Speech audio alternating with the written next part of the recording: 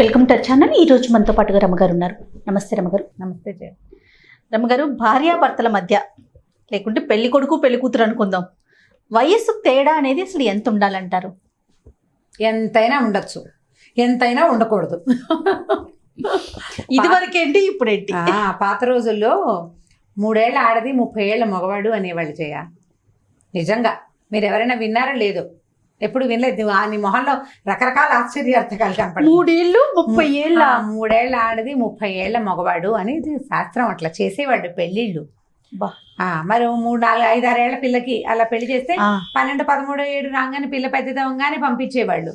ఈ 12, 14 ఏళ్ల అమ్మాయి 40 ఏళ్ల ఆయనతోటే కాపురము, వాళ్ళకి పిల్లలు కలిగేవాళ్ళు, సంతానం కలిగేది. ఈవిడ ఏ పిల్ల జల్లో పుట్టేటప్పుడు పోతే ఆయన మళ్ళీ పెళ్లి చేసుకునేవాడు. ఎంచక్క. పాతకాలపు దృఢత్వాలు, పాతకాలపు ఆరోగ్యాలు, పాతకాలపు ఆడ మొగల శరీర ధర్మాలు అవన్నీ వేరు. ఈరోజు అందరికీ ఒకటే స్ట్రెస్, అందరిది ఒకటే తిండి, అందరిది ఒకటే రకపు జీవితం. కాబట్టి వీళ్ళకి పెద్ద ఏజ్ గ్యాప్ ఉండాలని అనుకోక్కర్లేదు. మొన్నటి దాకా అంటే 20 ఏళ్ల కిందటి దాకా అనుకో, 10 ఏళ్ల గ్యాప్ ఉన్నా ఏం పర్వాలేదు. అబ్బాయి 10 ఏళ్ళు, అబ్బాయికి 30, అమ్మాయికి 20 చేసేసేవాళ్ళు పెళ్ళిళ్ళు. 10 years అసలు నో బార్ ఏం కాదు. తర్వాత లెక్క వచ్చింది, ఒక 6, 7 years ఉంటే సరిపోతుంది. 6, 7 ఏళ్ల గ్యాప్ ఉంటే చాలు. 27 ఏళ్ళ అబ్బాయి, 20 ఏళ్ళ అమ్మాయి. అబ్బాయికి ఉద్యోగం, పీజీ అయ్యి ఉద్యోగం నుంచి ఏ బ్యాంక్ ఉద్యోగమో కొంచెం కాస్త ముందుకెళ్ళి కాస్త 4 రాళ్ళు వెనకేసుకోగానే గ్రాడ్యుయేషన్ అయిన పిల్లని పెళ్లి చేసుకున్నారు 80s, 90s. మేనరికాలు ఉన్నాయంటారు రమ్మగారు? 80s మేనరికాలు ఉన్నాయి, 80s. ఇప్పుడు కూడా ఉన్నాయి మేనరికాలు.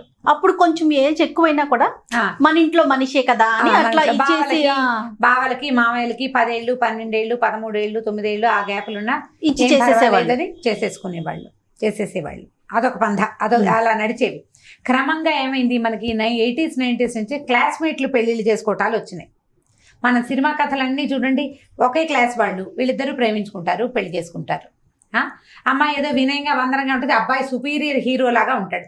అలా ఎలా ఉంటాడు? ఇద్దరు ఒకటే క్లాస్ కదా, ఇద్దరు ఒకే క్లాసు, ఒకే స్కూల్లో చదువుకున్నారు, ఒకే క్లాసు. వాడు మెచ్యూర్డ్గా, పద్ధతిగా, సెక్యూరిటీ ఇచ్చేవాడుగా, గ్రాండ్ మాస్టర్ వాడు ఎలా ప్రూవ్ అవుతాడు? ఎలా అవుతాడు? ఇద్దరు ఒకటే వయసు, ఇద్దరికి ఒకే రకమైన మెచ్యూరిటీ ఉండాలి, ఒకే రకమైన కాలేజీ చదువున్నట్టుగానే కదా, అవునా? మరి ఒకటే రకమైన మెచ్యూరిటీ ఉండాలి, ఒకటే రకమైన ఏమనాలి భావజాలాలు ఉంటాయి. ఇప్పుడు మళ్ళీ క్లాస్మేట్లు పెళ్లి చేసుకోవడం కాకుండా అప్పుడప్పుడు సీనియర్ అమ్మాయిల్ని పెళ్లి చేసుకునే అబ్బాయిలు కూడా కనపడుతున్నారు మనకి. అవును, అంటే వారికన్నా వయసు ఎక్కువ ఉన్న అమ్మాయిలు కూడా పెళ్లి చేసుకుంటున్నారు. పెళ్ళిళ్ళకి ఏముంది, చేసుకోవచ్చు. ఇది లాంగ్ రన్లో ఎలా ఉంటారు అనేది మనం చూడాల్సిందే. ఎందుకంటే మెచ్యూరిటీ లెవెల్స్ ఒకలా ఉండవు జయ. ఏజ్ గ్యాప్ ఎందుకు ఉండాలంటే, ఇప్పుడు మనం సాధారణంగా మన పెళ్లి విధానం, వివాహ వ్యవస్థ గురించి మాట్లాడితే అబ్బాయి కొంత సెక్యూరిటీ ఇచ్చేవాడు గాను, కొంత మెచ్యూరిటీ ఉండి సంసారాన్ని ముందుకు తీసుకెళ్లేవాడు గాను, ఈ అమ్మాయిని దానికి పుట్టిన పిల్లల్ని జాగ్రత్తగా చూసుకునేవాడు గాను ఉండాలి కదా. ఇప్పుడు ఈ సేమ్ ఏజ్ అయితే ఆ అబ్బాయికి ఈ అమ్మాయి కంటే ఘనమైన మెచ్యూరిటీ ఉండే అవకాశాలు తక్కువ ఉన్నాయి కదా. అబ్బాయి మెచ్యూరిటీ అక్కర్లేదండి, వీళ్ళిద్దరూ కలిసే సంసార రథాన్ని ముందుకు తీసుకెళ్తారు అంటే తీసుకెళ్తారు, తీసుకెళ్ళకపోతారు. ఇదో సమస్య. అయితే ఇప్పుడు 20లో 25లోనో ఇద్దరు ఒకే ఏజ్ వాళ్ళు పెళ్లి చేసుకున్నారు, 30, 32 వచ్చేసినాయి, పిల్లలు కలగలేదు. 32 అబ్బాయి ఏజ్ పిల్లలకి మంచిదే, కానీ 32 అమ్మాయి ఏజ్ సంతానానికి సమస్య అవుతుంది. అవును. అదే 32 ఏళ్ళ అబ్బాయికి 26 ఏళ్ళ భార్యమని అనుకోండి, ఇంకో 2 ఏళ్ళు చూడొచ్చు. అమ్మాయి 30 దాటేసరికల్లా మగవాళ్ళకి ఏ సమస్య ఉండదు, ఆడవాళ్ళకి పీరియడ్స్కి సంబంధించిన సమస్యలు మొదలవుతాయి. తర్వాత ఏమో ప్రెగ్నెన్సీలు కష్టం అవుతాయి, బేర్ చేయటం కష్టం, బార్న్ చేయటం అంటే డెలివరీ చేయటం కష్టం. క్రమంగా పెంపకం కూడా బరువే అవుతుంది. ఇప్పుడు కెరీర్లని, చదువులని, ఫారిన్ కంట్రీస్కి వెళ్ళాలని ఈ అన్ని ఆలోచనలతోటి వయసుని మనం ముందుకి జరిపిన కొందికి పిల్లల పెంపకం కష్టం అయిపోతుంది. మాకు పిల్లలే అక్కర్లేదు అనే భావాలు ఉంటాయి అందరికీ. పిల్లలు ఎందుకు, పెంపకం ఎందుకు, అలా ఉంటుందంటారా? ఏమో కొన్నాళ్ళకి అది కూడా వస్తుంది. ఇవన్నీ రాలా, అలాగే అవి కూడా వస్తుంది. ఏజ్ గ్యాప్ పాత రోజుల్లో పెట్టిన ప్రధాన అంశం ఎందుకు పెట్టుంటారంటే, ఇద్దుకు ఆడవాళ్ళకి సహజంగా 40s దాటేసరికి సంతాన సాఫల్యం తగ్గిపోతుంది, మగవాళ్ళకి తగ్గిపోతుంది అనేది లేదు. ఇప్పుడున్న పరిస్థితులు, మన స్ట్రెస్ వల్ల చిన్న వయసు నుంచి కూడా మగవాళ్ళకి రకరకాల సమస్యలు వస్తున్నాయి అనుకోండి. ఇన్ జనరల్ రావు, 60-65 సంవత్సరాల వరకు మగవాళ్ళకి పెద్దగా సమస్యలు రావు. ఇదే 65 దాకా ఆడవాళ్ళు అలాగే ఉండగలరా? ఉండరు, ఉండలేరు. శరీర ధర్మాలు వేరు. ఇప్పుడు ఒకే వయసు అయ్యేసరికల్లా ఈ శరీర ధర్మాలు కలిసి ఒకే రకంగా ఉండకపోవటం వల్ల సమస్యలు రావచ్చు సంసారంలో. అందుకు ఏజ్ గ్యాప్ అవసరం. అంటే ఇప్పుడు వీళ్ళెవరో ఎర్లీగా పెళ్లి చేసేసుకున్నారండి, ఆవిడకి 25, ఆయనకి 20 ఎప్పుడే పెళ్లి చేసుకున్నారు, వాళ్ళు శుభ్రంగా కలిసే ఉన్నారు, వాళ్ళ విషయంలో మీరు చెప్పిన సిద్ధాంతం ప్రూవ్ అవ్వట్లేదే అని ప్రశ్నలు వస్తాయి. మనం ఇన్ జనరల్ కండిషన్ జనరల్గా పద్ధతులు ఇవి. వీళ్ళకు కూడా 60 ఏళ్ళు వచ్చాక మేము 20 ఏళ్ల నాడు ఉన్నట్టుగానే ఇప్పుడు కూడా ఉన్నామని వాళ్ళు చెప్పగలుగుతారా? అసలు తత్వమే మారిపోతుంది కదా రమ్మగారు. వయసు పెరిగే కొద్దీ తత్వంలో మార్పు వచ్చేస్తుంది కదా. 50 ఏళ్ల స్త్రీ 50 ఏళ్ల మగవాడు ఒకేలాగా ఆలోచించరు. ఒకే రకమైన ఆరోగ్యాలు ఉండవు, ఒకే రకమైన ఆసక్తులు ఉండవు, ఆలోచనలు కూడా ఉండవు. ఏ విషయంలోనూ వీళ్ళకి కామన్ థింగ్స్ ఉండవు. కొద్ది మంది అలా కామన్గా ఉండగలిగేవాళ్ళు, చాలా కొద్ది మంది. Percentage very low and less, చాలా తక్కువ. అందుకే గ్యాప్ ఉండాలని అనుకుంటాను. సుమారు ఎంత ఉంటే బాగుంటుందంటే 4 ఏళ్ళు చాలని నేను భావిస్తాను. 2 ఏళ్ళు సంవత్సరంతో పెద్ద డిఫరెన్స్ ఏమి ఉండదు. 2 ఏళ్ళ గ్యాపులు ఉన్న పెళ్ళిళ్ళు కూడా ఉన్నాయి, జరుగుతూ ఉంటుంది. అట్లా కూడా పెద్ద ఇదే ఉండదు. ఒక 4 years గ్యాప్ ఉంటే కొంత బెటర్గా ఉంటుంది. మరి ఇప్పుడు ఈ రోజుల్లో ఎలా అనుకుంటున్నారో తెలియదు, కానీ ఇది వరకు ఎలా చెప్పేవాళ్ళు అంటే ఆడపిల్లలు మగవాళ్ళ కంటే 2.5-3 ఏళ్ళు ముందుంటారని. ఇప్పుడు ఒక 5 ఏళ్ల ఆడపిల్ల 8 ఏళ్ల మగపిల్లాడు ఒకలా ఉంటారు. మెచ్యూరిటీ లెవెల్స్ అనేవి. 10 ఏళ్ల ఆడపిల్ల 13-14 ఏళ్ల మగపిల్లాడు ఒక రకంగా ఉంటారు.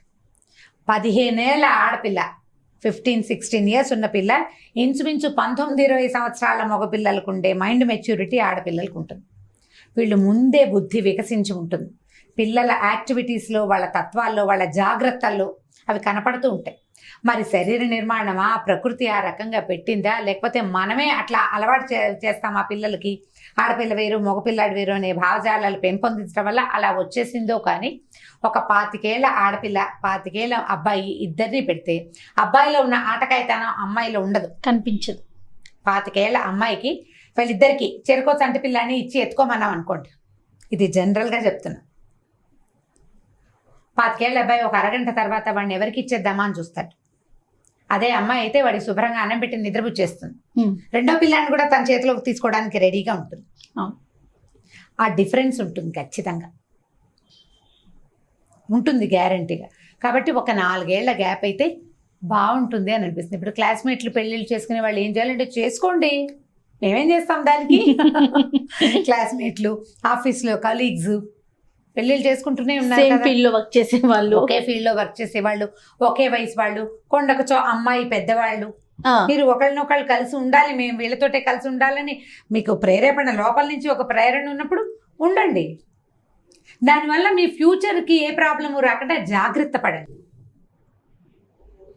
మీ ఏజ్ తాలూకు ఈ డిఫరెన్స్ ఉండటం కానీ లేకపోవటం కానీ మా జీవితాలకి అడ్డం కాకూడదు అనే అవగాహనతో జీవితాన్ని ముందుకు తీసుకెళ్ళండి. మనం కూడా ట్రై చేయాలి కదా, ఇలా రావచ్చు, ఇది నేను రానివ్వను, నేను ఇట్లా జాగ్రత్త పడతాను, ఇలా రావచ్చు అనే ఆలోచన ముందుగానే ఉంచుకోవాలి. ఎవరో ఒకళ్ళు చెప్తారు కదా.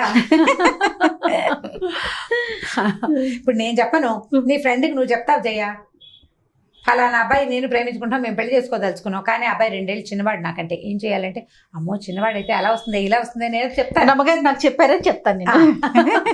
ఇలా వస్తుంది, ఇలా రావచ్చు, అయినా నీకు అతనే కావాలని కోరుకుంటున్నావు, అతను కూడా నేను కోరుతున్నాడు, మీ ఇద్దరు పెళ్లి చేసుకోదలుచుకున్నారు, కలిసి జీవించదలుచుకున్నారు. ఈ పాయింట్లు ఏవైతే నువ్వు విన్నావో బ్రెయిన్లో పక్కన పెట్టుకో, కొట్టిపారేయద్దు, ప్రయత్నం చేయి, దాని దగ్గర పక్కన పెట్టుకో. ఏదైనా చిన్న ప్రాబ్లం వచ్చినప్పుడు ఓహో ఇలా వస్తుందని మనకు తెలుసు, దాన్ని ఎలా హ్యాండిల్ చేయాలనేది ఆలోచించుకుని హ్యాండిల్ చేయండి. రైట్, అందుకే కదా జయ ఇలాంటి ప్రోగ్రామ్స్ చేస్తున్నాము, మిగతా మామ్స్ అందరికీ తెలియాలని. థ్యాంక్ యూ సో మచ్ రమ్మగారు. ఇంకొక టాపిక్తో మళ్ళీ కలుద్దాం. నమస్తే. నమస్తే జయ. ఇక ఈ వీడియో కనుక మీకు నచ్చినట్లయితే లైక్ చేయండి, షేర్ చేయండి. మరిన్ని వీడియోస్ కోసం మా ఛానల్ని సబ్స్క్రైబ్ చేసుకోండి.